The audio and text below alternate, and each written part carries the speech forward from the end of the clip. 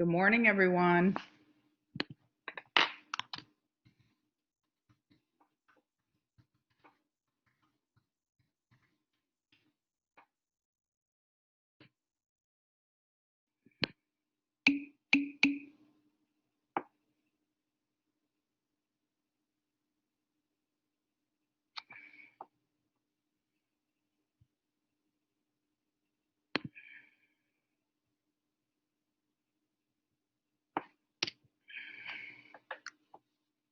Carly, what other session are you talking about? I don't believe I have any other sessions open that you could possibly join.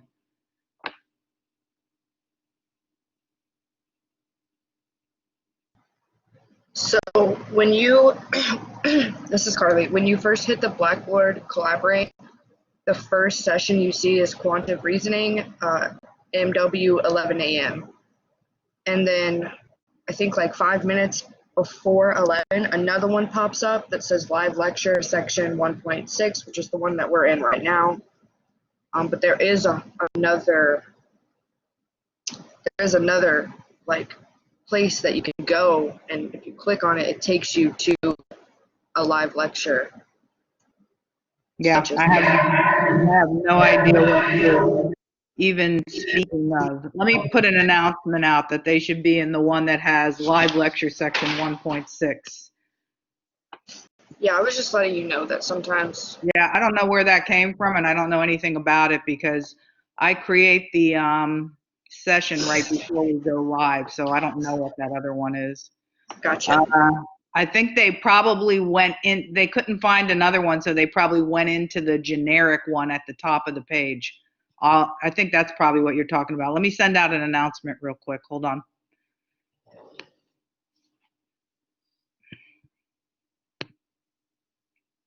Create an announcement.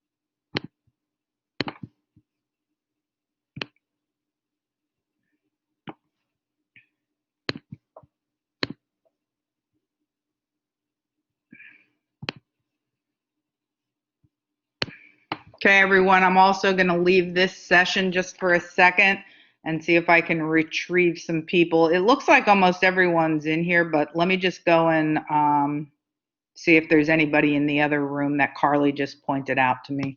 Hold on.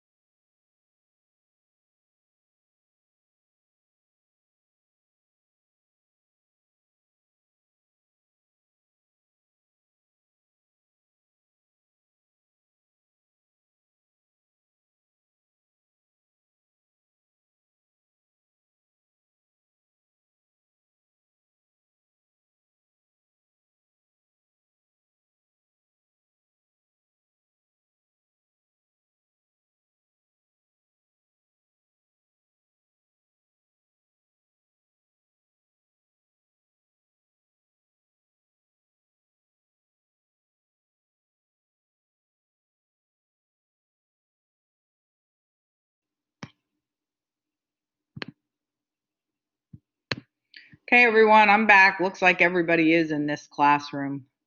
Nobody was over there. Okay, so, but Carly, thank you for pointing that out.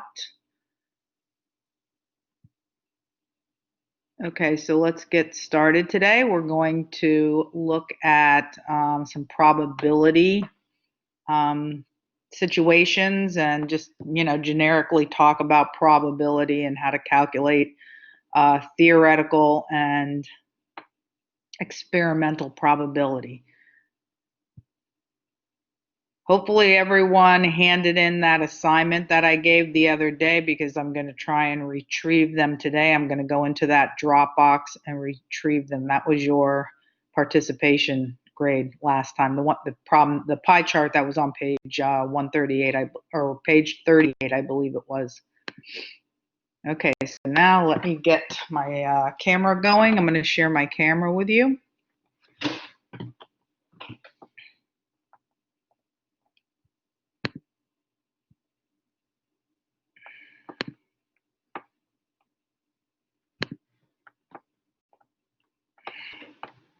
Okay.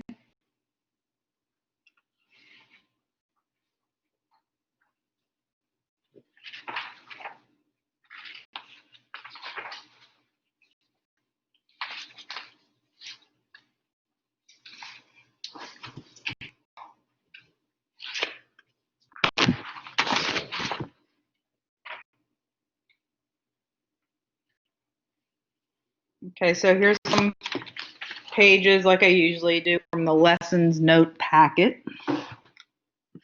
And I'm just going to fill in some terminology for you, show you a few problems. We'll do a little activity just to give you a little background. So these are, let me make this closer so you can see it better. Okay, so these are some of the terms that I would like for you to know. Let me go to the proper pages in the book, just in case you decide to do some of those. So basically what you're studying in this section is chance, also known as probability. So some of the things that we're going to talk about, hold on one second. I mean, just since I'm going to be using certain terms, I want to throw those at you first. So let's fill in these blanks right here. This is a definition regarding probability. It's any occurrence where the outcome is uncertain, such as tossing a coin or flicking a spinner and not knowing where it's going to land. So the word that you fill in here, that goes with this definition, probability.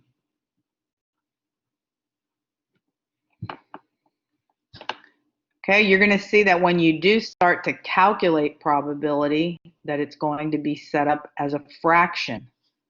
So the set of all possible ways that the event can actually happen, that's called the sample space.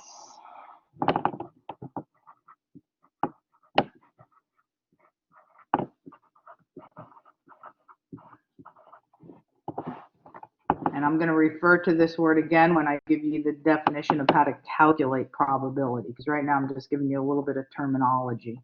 So the set of all possible outcomes. This E that you're seeing right here, the subset of the sample space, that's called the event space.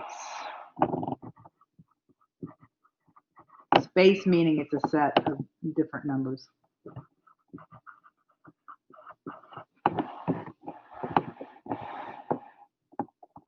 Okay, and then this word that the terminology that's right here, blank only applies to situations in which the sample space only contains equally likely outcomes. Because remember, the sample space is the set of all possible outcomes. This is called theoretical probability. Let's kind of abbreviate that word.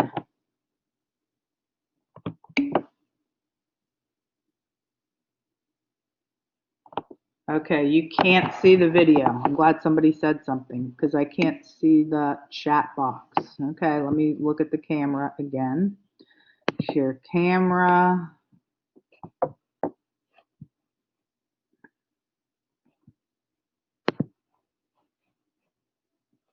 It says that I'm sharing it. Somebody give me a verbal here. Can you see my camera and what I'm writing or not? I can see the paperwork that you're presenting. Okay, that's what I'm doing right now. That is my camera. I'm writing underneath a document camera. Okay, I wasn't sure because I just saw a comment there that said that they can't see the video. I don't really know what that means, but right now I'm writing on the document camera, and all I'm doing is filling in some terminology. Thank you for giving me feedback on that because I thought maybe something was wrong with my camera. Okay, so now we're going to get to the point. Fill those in on your lessons note packet just so you have a little bit of terminology, and I'll be using those words as I try and show you how to calculate different things concerning probability. So when you're computing theoretical probability, which I just spoke of right here, you can write it like this. And it'll be easier once we actually start calculating it. So the probability, this is just like symbols and terminology that they use. The probability of a particular event occurring.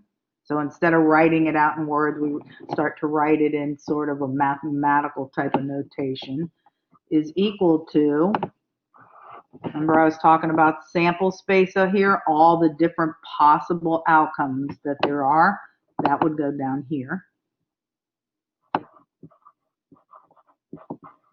And we'll start to put numbers in for these things. It'll be the number of events in the sample space. And then up here, it will be the number of events in the event space.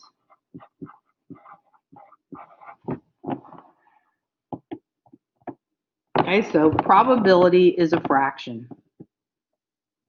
This fraction, okay, so I'm going to talk about how the answer can come out. The probability of any event, and I'll write this out in sentence form also, but I also want to get you used to like mathematical types of notation. When you want to say that something is in between two values, you use two less than symbols, one in front, one in back. Probability will always come out between 0 and 1. And it can actually be equal to 1. It could actually be equal to 0. But this is how you say that the probability, I'll write it out in sentence form now, is between 0 and 1. And it can actually include those endpoints. So when we say that the probability is equal to 0, the probability of an event occurring, it's because it is impossible, and I have a picture of it right here, that it's impossible for that event to occur. So maybe you want to write right here on the notes, if you are using the lessons note packet, this is when the probability of a particular event is actually equal to 0. That can only happen, probability being equal to 0, when it's impossible for something to occur. Like for instance, I'll just say this verbally. Let's say that I give you a set of 3 colors. Red, white, and blue. So this would be called, just to get you used to this would be called the sample space. These are all the different outcomes that can possibly occur. So we say that this is called the sample space. And then let's say that I choose to determine the probability of a particular event. So I want to know, what is the probability, and I'll write it right here, what is the probability of you choosing yellow from this sample space? You see how there is no yellow in this sample space? Out of all the possible colors that you could possibly choose, yellow is not one of them. Therefore, it would be impossible for you to pick yellow. So when I say what is the probability of picking yellow? 0. Okay, probability 0 when the outcome is totally impossible given the particular sample space that you've been given. Okay, when something has an even, two events have an even chance of occurring, we say that that's a 50-50 split. That's why this picture is right here in the middle. The closer you get to 0, the more unlikely it is. And the closer you get to 1, see, this would be where 0 is. This would be where 1 is. The closer you get to 1, the more likely something is. If it is without a doubt going to happen, your probability will be equal to 1. That means it is a certain probability. Okay, so there's just a picture of this.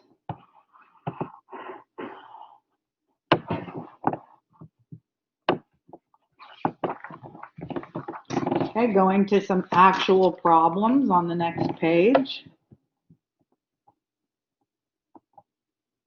Okay, so like for instance, let's say there's a few problems here and I'm going to try and write in probability notation just so you can kind of get used to it. A number cube with faces labeled 1 to 6 will be rolled. Okay, so you know what a number cube looks like, a die. Dice is plural. So when you roll a die, it has 6 different faces on it. I mean, most of them do because there are other types, but a traditional die has 6 faces. One of them has 1 dot, one of them has 2 dots, one of them has 3 dots. It has 6 different sides. The number rolled is recorded as the outcome. So what is the sample space? Remember from the previous page that sample space is the list of, and I'll put it right here just to remind you of the definition, it's the list of all possible outcomes. That's one of the terms I gave you on the previous page. So if you're talking about a die that has 6 faces, you could either roll a 1 or a 2. This is what we call set notation if you don't remember that from your other classes. 3, 4, you could roll a 5, you could roll a 6. So this is all the possible outcomes.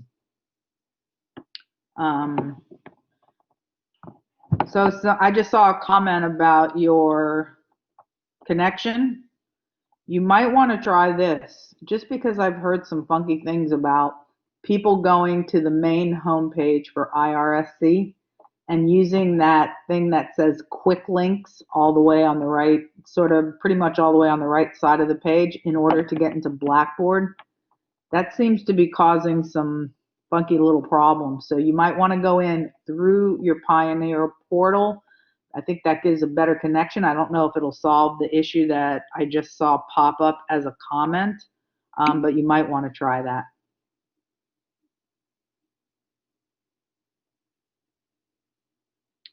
Okay, so let's see.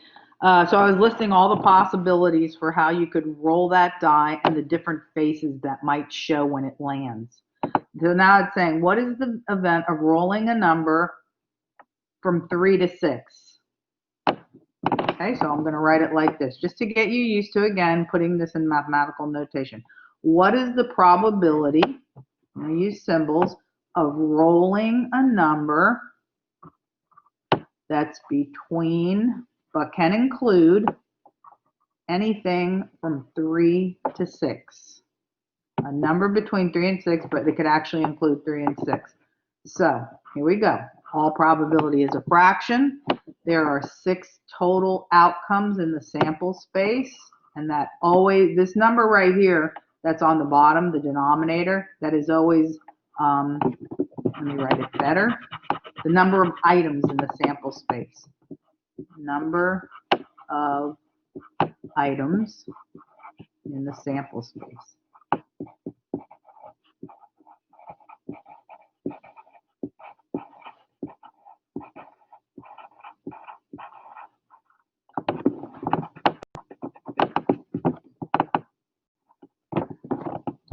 Okay, so now with respect to the top of the fraction, this is the event of interest. I'm interested in rolling any numbers that would actually be between 3 and 6, but can include 3 and 6. So how many faces of the total 6 outcomes are actually satisfying this event that we pursue? Well, you could, if you roll it and the face with 3 dots show, that satisfies what we are pursuing as an event. Or a 4 would satisfy this, a 5 would satisfy this, or a 6. So these are all the numbers that would satisfy what we pursue right here, rolling a 3, a 4, a 5, or a 6. So there are 4 outcomes that are considered to satisfy this particular event. So that's what's here. And I think I'll write that here. These are the events that satisfy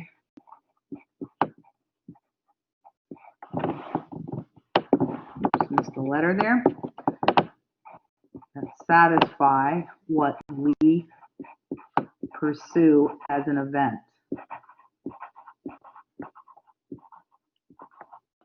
Okay, and then you're going to reduce that. You're going to reduce this to, let me move this over because the next space is for the next problem. I don't want to infringe on that. Okay, so then just reduce it now. So 2 goes into the top, 2 goes into the bottom, 2 goes into the top twice, 2 goes into the bottom 3 times. And that would be your simplified probability for rolling a die with a sample space of 6 possible outcomes, and these being the event that we pursue. In example 2, it says a die is rolled once. Find the probability of getting a number less than 5. Okay, I'm going to write it in symbolic form. What is the probability of rolling a number that is less than 5? Less than 5. So what you want to do is, again, set up your fraction. There are 6 possible ways that the die can land. So that's the denominator. And then the event that we pursue, we want to think about the numbers that satisfy the event that we're pursuing. So let's see, numbers that are less than 5. The number 1 satisfies that, 2, 3, and 4. The number 5 does not satisfy that because we're looking for numbers that are less than. Okay, so there are 4 events that satisfy, and we said that it's the number of events that satisfy what we pursue, and then you reduce it again. Okay, this reduces, we've got the same answer, so of course it's going to reduce the same. So this would be my reduced answer. Okay, how about a problem like this? You are dealt 1 card from a standard 52 card deck. Find the probability of being dealt the king. Okay, in case, I don't know, most people know about a deck of cards, but if you don't know much about a deck of cards, there are 52 cards. It says that right there. I guess I didn't need to write that. And then the suits are the following, because, you know, I can ask you different questions about suits, so I might as well just give you the rundown on this. What do we have? We have hearts, and there are 13 of those. Then there are clubs. Excuse my drawings. I'm not a very good drawer, something like that.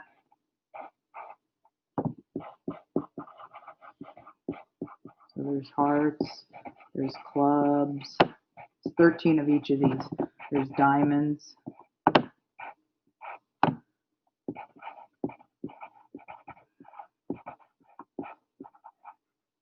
And there's 13 of these, and then there are spades. I don't know if I can draw that, but it's like an upside down heart. Like that.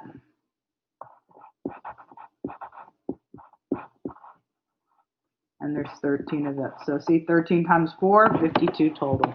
So if I was to ask you this question that we have right here, find the probability of being dealt a king. And does everybody know that there's in each one of these are called These are called the suits. There are 4 suits. You could also call them the families. There's the hearts family, the club family, the diamonds family, the spades family. But instead of the word family, they use the word suits. And do you know that each suit has a jack, a queen, and a king, and then also an ace. So if they ask you this particular question, you have to keep in mind that there's a jack in each one of these families, each one of these suits. There's a queen in each one. So when you answer the question, find the probability of being dealt a king. There are 4 different kings, 1 in each suit. So what is the probability of putting all 52 cards in a box or a hat and then having somebody just reach in there with their eyes closed and draw out a card? Your probability of drawing a king when you put your hand in there is you have a sample space of 52. Total probability of drawing 52 different cards, and only 4 of them concern the event that we pursue, which is right here. This is the specific event that we pursue. So when you go to do your probability, this number that you see right here will be the number that's on the top will be the number of events that satisfy what we would pursue. That's where we're getting that. This will be the total number of cards, and then reduce it if you can. Like for instance, 4 goes into the top one time, and 4 goes into 15. 4 goes into 52 13 times. So this would be the reduced answer. And you can write that in your notes if you want. That's the number that goes into both of those.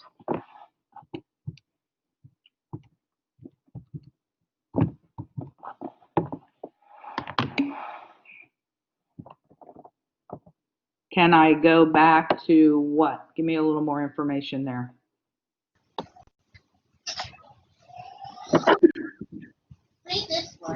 Can you go back up? Hold bring the paper down because I'm missing. Oh, bring the paper down. I didn't know what Thank you were you. talking about. How far? That far?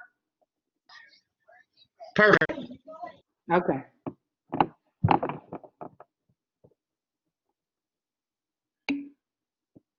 Welcome.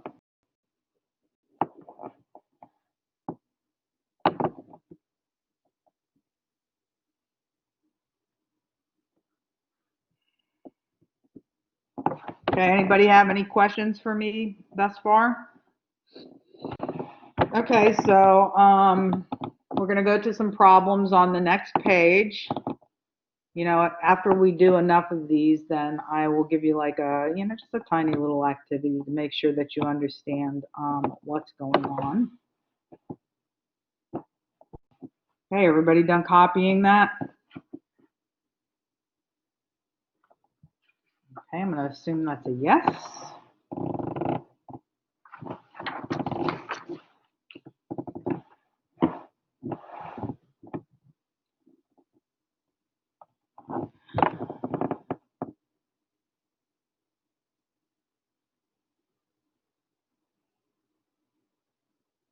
Okay, so on this page, we're going to try and tell the difference between, you can see that, theoretical versus empirical.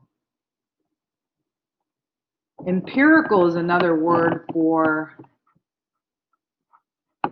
experiment. And typically, the way you know that it's empirical, it's an empirical type of situation, is that data is being collected in a table.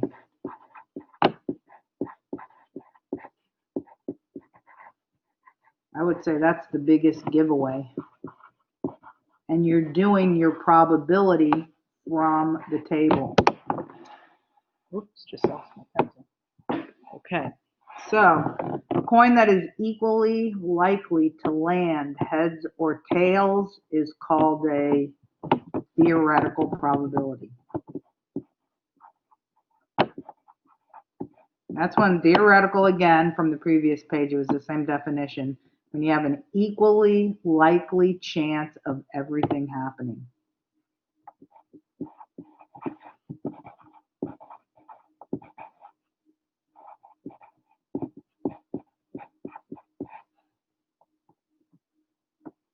Okay, empirical probability.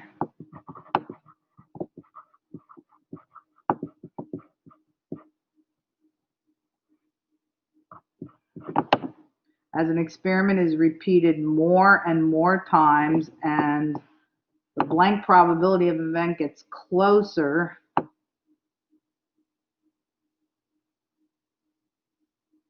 as an experiment is repeated more and more times, the empirical probability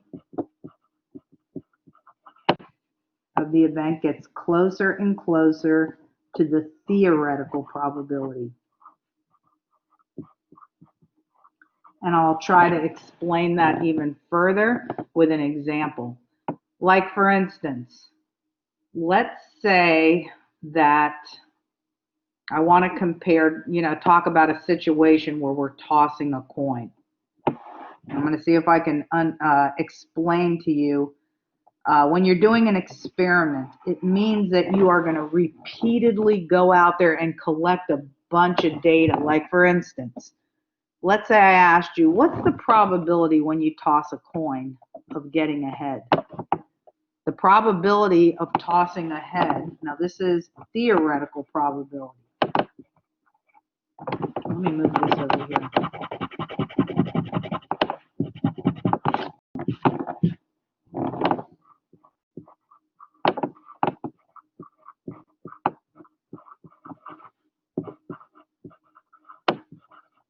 What is the theoretical probability that when you toss a coin, you will get a head? I think most of you know that there's two possibilities. You could either roll tails or heads.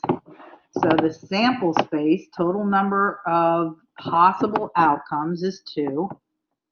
The event that we pursue is a head. What is the probability of rolling a head? 1 out of 2. This is what we call theoretical probability. So what this definition above is trying to say is when you're doing empirical probability, which is an experiment, the more data you collect, the more events you actually collect, the closer that empirical probability value will get to the theoretical probability value.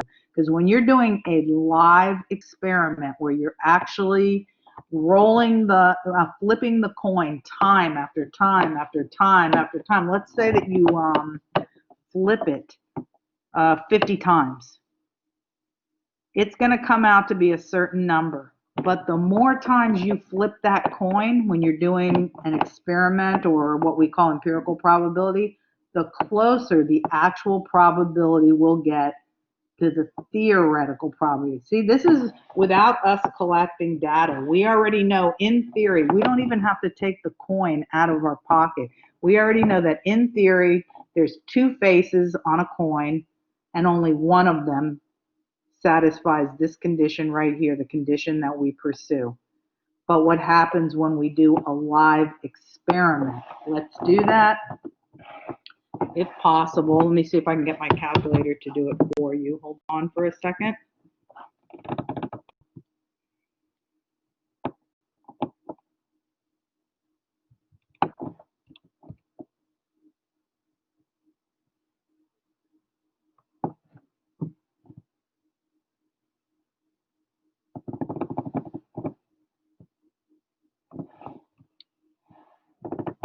Okay, so this is my calculator.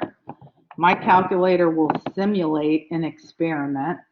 See if I can get you to see this just a little bit better. Okay, hopefully everybody can see that. So on my calculator, I can simulate an experiment. What I am trying to get you to understand is when you're doing an experiment, the more trials that you have, in other words, the more data that you collect, the more times in this specific example that I'm giving you, the more times you flip that coin, the closer and closer your probability is going to get, given the data in the experiment, the closer the probability is going to get to what your theoretical probability was, which was one half. So I'm going to demonstrate that for you. First, I'm going to simulate an experiment where I am flipping the coin 50 times, and let's see what the probability of getting a head turns out to be. Then I'm going to do a second experiment where I flip the coin 100 times, and then let's see what the probability of getting a head turns out to be. And the experiment where I do 100 tosses, that should come out to be closer to the actual theoretical probability according to this definition that I just gave you at the top of the page. Okay, let me see if I can get the calculator to do this. Okay, so I'm going to press, let's see, we want to do toss a coin. Your calculator doesn't do this, but this is a graphing calculator. So it does these, different kinds of, it has different kinds of apps on it. Okay, so let's see. If I wanted to toss a coin here, escape toss. Let's see, I could toss it once. See how it shows you that it got ahead? And I can highlight this, and we will put this data on our paper. We're going to copy the data that we get at the end. So I want to flip this 50 times. So I'm going to jump in increments of 10 flips, because right now I have one. I need 49 more if I want to flip it 50 times. So let's see. Okay, so let's see. I'm going to jump in increments of 10. Here it goes, 10 times. Okay, I'm going to do another 10. Another 10. That's 31. Another 10. Okay, now we're up to 41, and then I have to do it in ones. 42, 43, 44, 45, 46, 47, 48, 49, 50. Okay, so I just did an experiment where I actually just took a chance, flipped that coin 50 times. Let's see what the results are. And let me see if I can get over here. Okay, there it goes right there. I just used my cursor and I moved over to this block right here, and the calculator tells me that in this particular experiment where I tossed the coin 50 times, I got tails 28 times. Frequency means how many times this event turned up. And then let me see the other one. The other one is 22. 22 and 28 is 50. So I got heads 22 times. Let's take this information over to our notes. 28 and 22. So I'll put T for tails, H for heads. This is when I did 50 of them. And I believe I got 22 here and 28 here, unless I got that backwards. Let's see, the heads were 22. Yeah, that's right. Okay, so what was the probability in this particular case? Let me do it right down here. And then I'm going to do the experiment and just see what it comes out, how close each one comes out to the actual. This is a probability that I got without doing anything. I just know I got a coin in my pocket. Out of two potential different outcomes, only one of them is that kind of outcome. So let's see. The probability of rolling ahead according to my actual experimental data is 22 out of 50. And you can even turn these into decimals, which we've discussed in the previous sections. When you want to turn something into decimal, you can just go top divided by bottom. You might even want to do that here. 1 divided by 2 is 0.5. So let's see which of these experiments that I'm doing comes out closer to that 1/2. Okay, so I'm going to go in my calculator now. 22 divided by 50.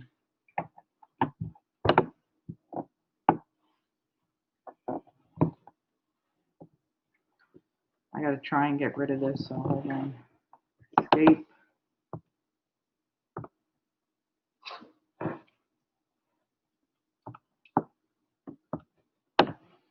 Okay, so 22 divided by 50 is 0.44. Pretty close to that 0.5. Okay, now let's do it again. This time we're going to do it 100 times. We're going to do another experiment, and we're going to toss the coin 100 times. And then we'll do the probability of getting ahead based on my experimental results. So one more time. Okay, I'm going to go into Clear Apps Probability Simulator. Any key. I'm going to toss a coin. Okay, now let's see. I'm going to do this time 100.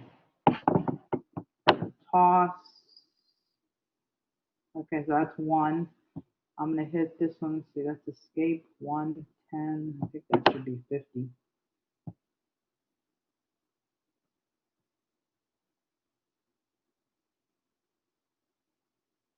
Okay, that gets me up to 51. I'm going to do an extra 10. That'll be 61, 71,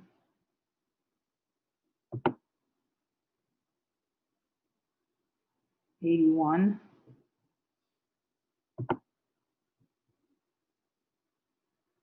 91, and then I need that other 9. So 92, 93, 94, 95, 96, 97, 98, 99, should be 100. Okay, and then I'm going to use my cursor to move over to these little blocks that my calculator has drawn. It's been keeping track of all the tails and the heads that were tossed. Okay, so it says on my tails I had 52, and it says that on my heads I have 48. Okay, so the probability of rolling ahead this time was 48 out of 100, because I did 100 tosses this time. So 0.48 divided by 100, 48 divided by 100 is 0.48. Okay, so now I can go back up to this last bit, this last couple of sentences that we were trying to fill out. This happens to be a popular question that they like to ask on the test because this is material from the book. Supposedly, the more data you collect in your experiment, which will be in the form of a table. Notice we don't have a table here. This is just you're just estimating what the situation is going to turn out to be, given that you know a coin has 2 faces and only one of them has this particular event on the face. But here you're actually collecting real data. So this is what we call empirical probability.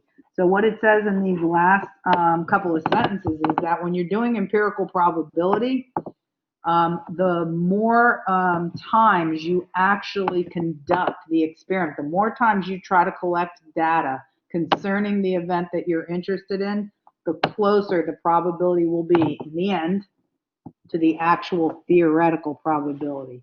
So notice that this one came out 0.48 when I did it 100 times, which was a lot more data than this one. And this number, where I collected more data, is closer to this than that is. And that's exactly what this says right up here.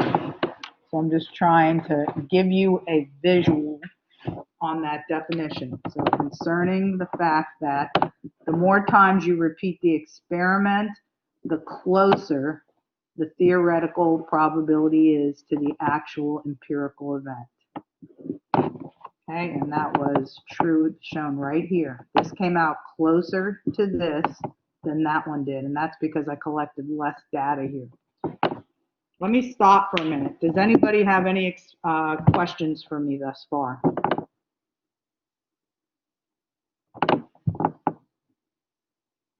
Okay.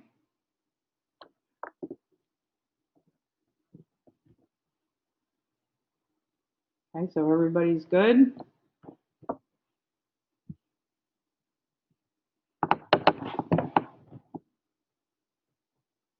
Okay, let's try this one. The spinner below shows 10 equally sized slices. 4 of them are gray, 4 are white, and 2 are black. Okay, so there's a total of 10 outcomes. Total of 10 outcomes. That's going to be the bottom of our probability. Melissa spun the dial 20 times and got the following results.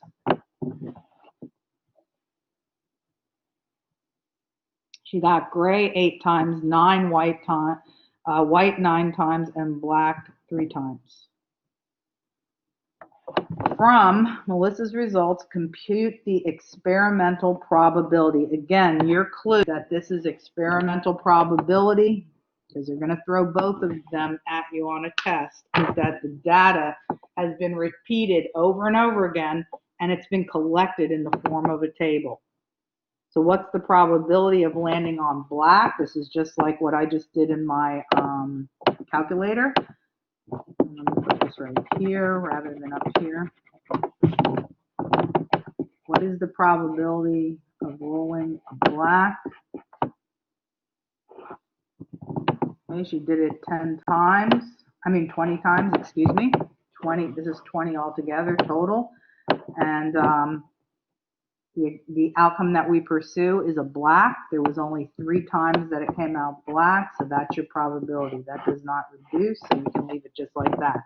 If they tell you to, convert it to a decimal or a percentage, you can go ahead and do that. But if not, you can just leave it right in fraction form, which will be the least amount of work for you anyway.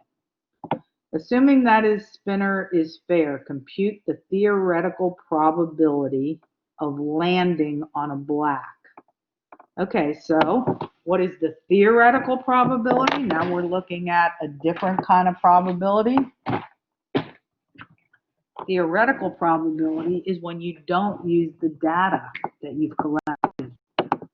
So now we're doing this kind of probability. Theoretical probability, you don't use the actual data that collected when you repeatedly spun the spinner. So instead, what you just look at is the picture. So when you're trying to do a probability like this, where it says, assume that the spinner is fair, has an equal opportunity to land on anything, which is part of the definition for theoretical probability, what would the probability be of landing on a black? Don't use the information in the table, just look at the diagram. So you see that out of the portions that you have here, there are, let's see, and it even says 10 equally sized slices. It says right above this picture.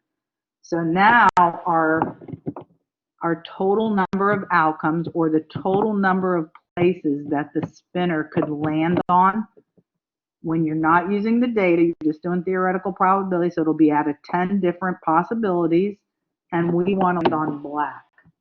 So for this one, I'll put it right here.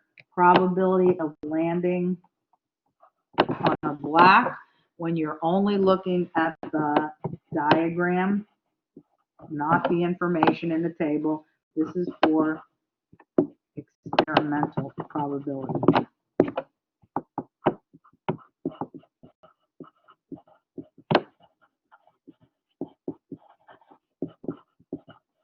And you use that information.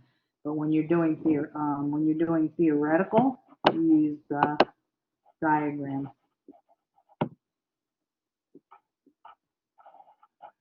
So the probability, there are 10 different places that the spinner could land, and only 2 of them are the outcome that we seek. This reduces to 1/5. So that would be the answer to part B.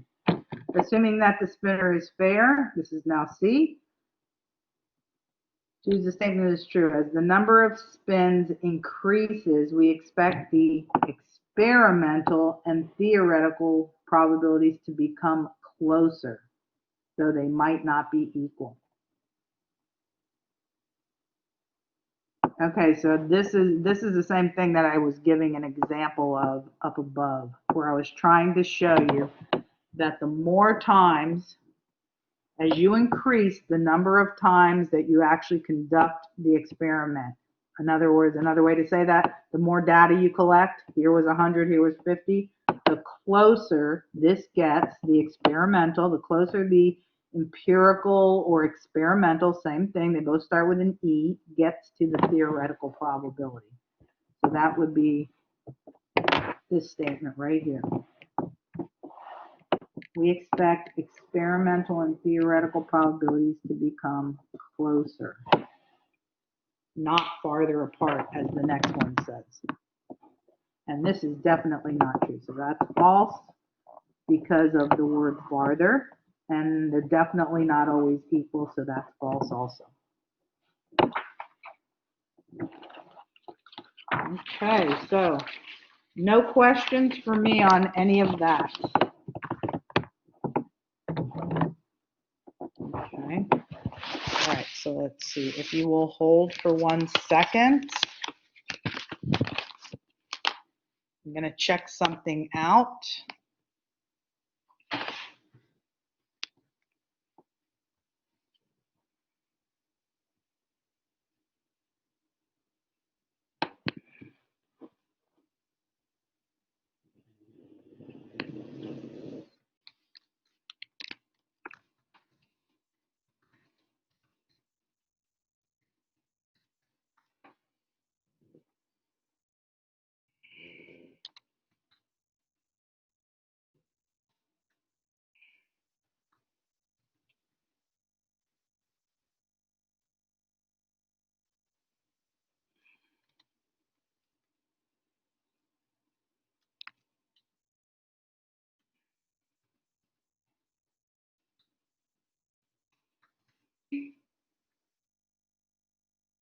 That's because I'm typing. Hold on for a second.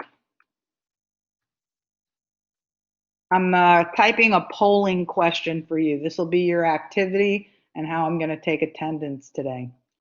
It should pop up in a minute. Hold on. Let me finish typing the question. What is the problem?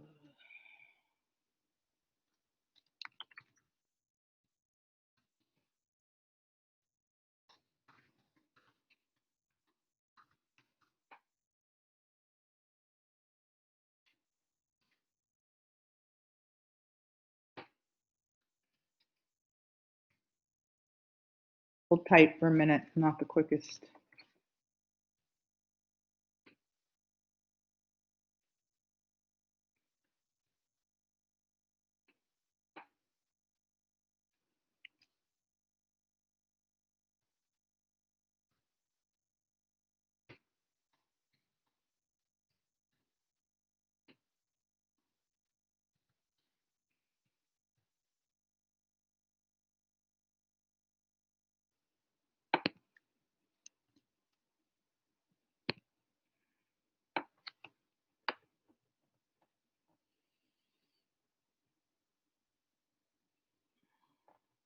Okay, so I'm gonna, I don't know if I can do 2 questions at one time.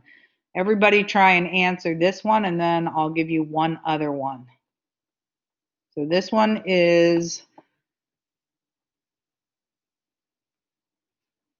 I'm also going to ask you next. Now think about this as you see this problem. Okay, first do the problem. Can everybody see that? I hope you can see it at this point. I've never tried to use this before. All right, good. All right, so everybody start answering it.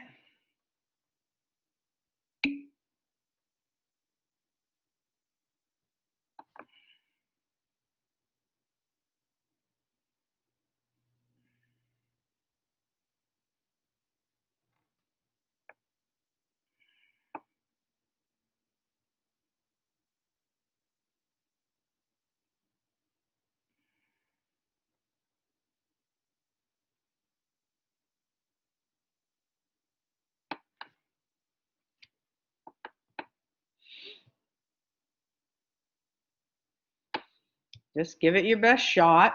You know, we're going to go over it, of course.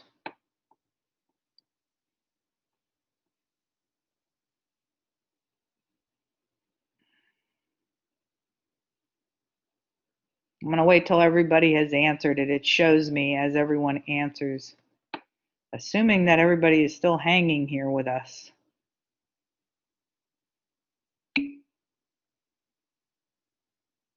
You can write it down if you want, wherever, you know, in your notes or wherever.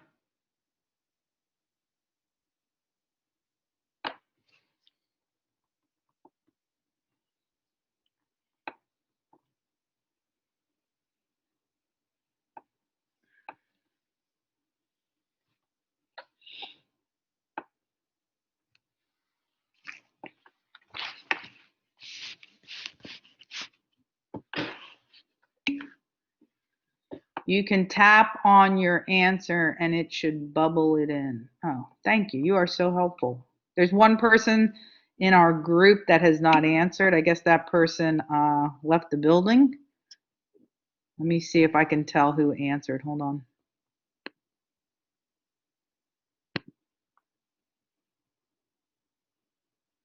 Hide responses.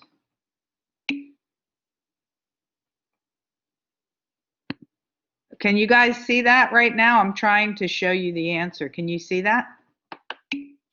Okay, cool. All right, so now you know if you got it right.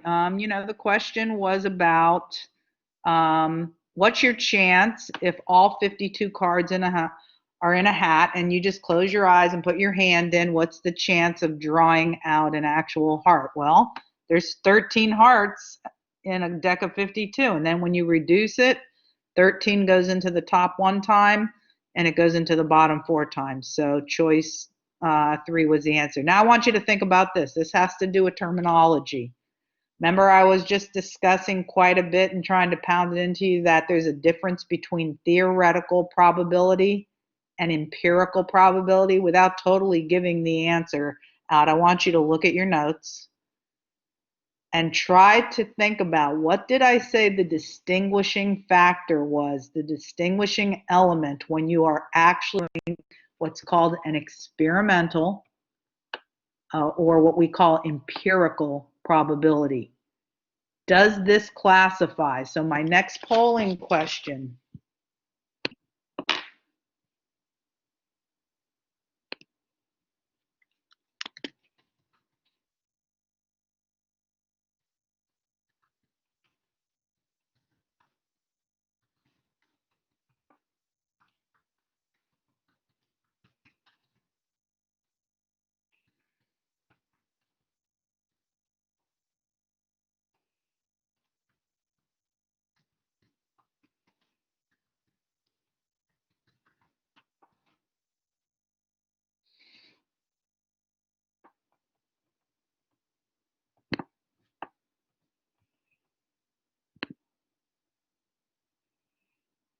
Okay, if you can see that, there's a new question right there.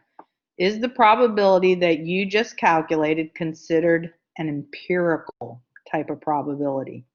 Answer yes or no. Maybe look in your notes if you're still kind of confused about that and try to see what I said was the distinguishing characteristic of an empirical probability, because that's what helps you answer the question. Oh, well, can you see the question? Because what I just said verbally is typed out right there. Oh, you can't see the question? Okay, then, like I said, I never used this before. Let me see what I can do.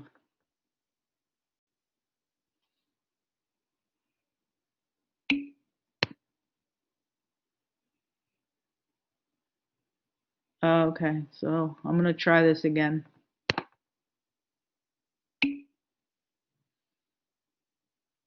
I don't know if I'll be able to get it to work, but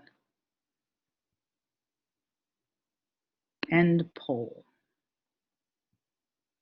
I'll just do a new one. Okay, I'm typing it again.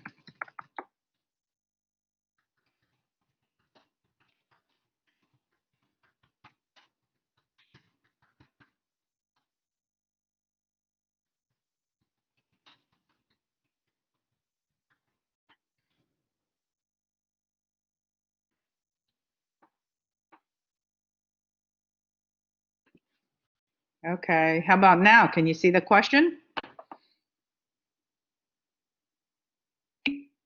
Good. Okay, so answer that. What do you think? Is that considered an empirical probability, what you just did? Yes or no?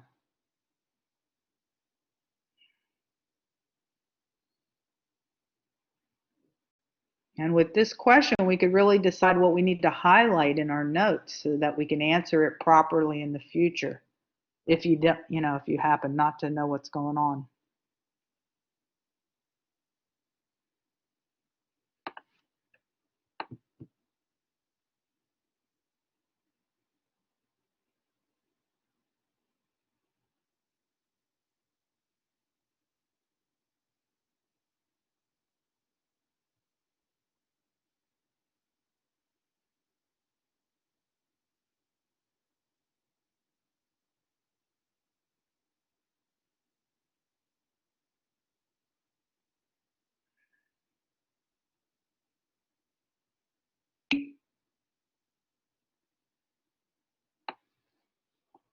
Okay, so let's talk about this. Now, most of you, and I asked this question just because it's so often missed. I was telling you that when I was giving notes that an empirical probability, what would happen is that instead of just considering the situation in your head, where you're just saying to yourself, okay, there's 52 cards, 13 of them are a heart, bam, there's my probability. But you never really have to touch the cards. You never have to put your hand into the, I could have told you to put your hand in, to draw a card repeatedly, and every single time you draw a card from a deck of 52, we recorded the results in a table. Like we actually collect the data in a table. And I could have, went out into the public like this, and I could have said, ma'am, look at my hat. There's 52 cards in here. I don't want you to look while you're picking. Pick out a card, and I could have recorded what the probability was. Then I could have went to another person out in the public and said, sir, here's this hat, pick out a card, and recorded what the probability is. When you're repeatedly conducting an experiment and collecting the results in a table, that's considered empirical. You did none of that. In calculating the answer that you just calculated, you did none of that. You see what I'm saying? All you did is imagine the situation in your head without constructing a table. You just said in your mind, okay, 52 cards, 13 out of 52, boom, no data collected. Therefore, this is what we call theoretical probability. Empirical is where you conduct the experiment repeatedly, and then you collect the results in a table. And I asked that question just to see, because usually when we get things wrong, it makes us think about it, and it gives us like sort of a better understanding of why are we thinking that way. So hopefully that did that for you. Does anyone have any questions for me? Okay, I appreciate all of you hanging for this entire class, as most of you have been doing. I think we only lost one person, not sure what happened there. And that is all I'm going to present for today. You can see a recording. So it's, I don't know what that means. So you can see a recording of this later if you'd like. I'll be available for office hours later today. I got to look at my schedule to see if I'm supposed to do office hours today. You see that I've been sending out an announcement every time I'm doing office hours. Sometimes I have a Q&A session dedicated especially to MAT1100. I think that's on Thursday I do that. I did it last week from 6 to 7:15, but I'm available besides that in case you do have any questions. Okay, everybody have a beautiful day. Over and out. See you next time. I'll stay around in case you have any questions. Thank you, Julia. You too, Louis. Thank you, Amina.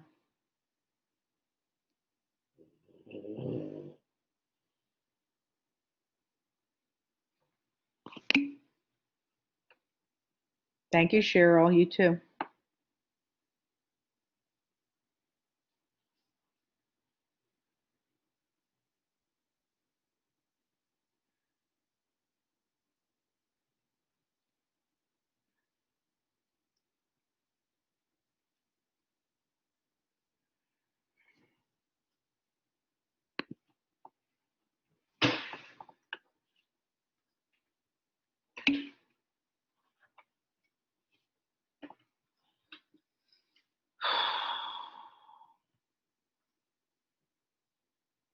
Let's see.